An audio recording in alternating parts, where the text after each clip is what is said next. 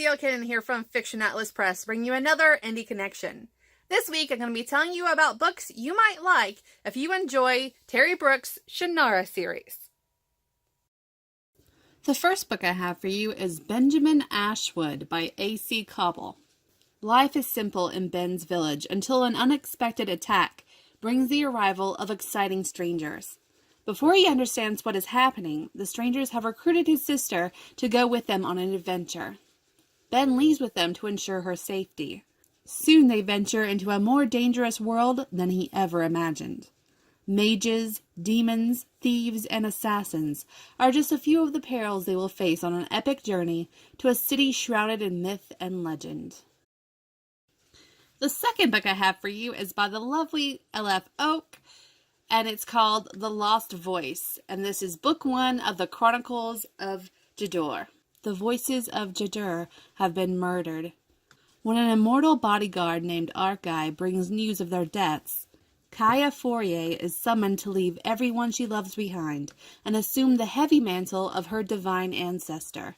But it's not so easy. The Cinstarians want the young soon-to-be voices dead, and they'll murder anyone in their path to get their way. To protect her from the growing threat to the voices, Kaya's memories are shielded and she is hurled into another realm. In short time, Jador's godless land and people plunge into decay and despair as Kaya tries to recall who she once was and who she was meant to become. Though her memories are scattered, time is running short, and with Archi's guidance, she must find a way to reconnect with her forgotten bloodline and remember her past, or all of Jador will crumble to ruin.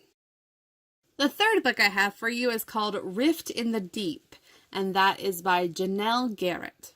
Bright Hightower has lost everyone he loves. His father abandoned him, his mother is dead, and the dirt over his grandmother's grave is still fresh. But when he meets a mysterious coven witch, the trajectory of his life changes. Not only does she ignore something in him he would rather leave alone, she also changes his view on the trajectory of his life. Now he is thrust into a role he didn't ask for, and certainly wouldn't have chosen. A new, stunning reality emerges, one in which the darkness lying behind the rift isn't just a story, and the stewards must rise again. Across the spear, 4 new heroes must step up to the task of closing the rift, or all will be lost. And the last book I have for you is by the wonderful C.L. Schneider, and it's called Magic Price. This is book 1 of the Crown of Stone series, and I highly, highly recommend it. Ian Troy is one of the Shinri, a fallen people with an inherent addiction to magic. Scorned and reviled for the deadly side of their spells, the Shinri are bred as slaves. Their magic is suppressed by drugs, and used only as it serves the purposes of the other races. Descended from a long line of soldiers, Ian is conscripted into the Rellan army and made to fight in their long-standing conflict against the ruthless Langorian invaders. The downfall of Rella imminent, Ian goes against orders and turns to the Crown of Stones, an ancient Shinri relic of untold power. Ignorant of its true purpose, Ian uses the crown to end the war, and pays a terrible price. A decade later, still tortured by the aftermath of that day, Ian lives as a bounty hunter in self-imposed exile.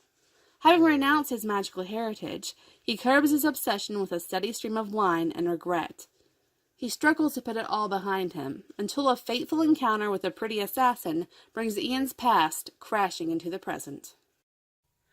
Alright, that's it for this week. I'll see you next week on the Indie Connection. Bye.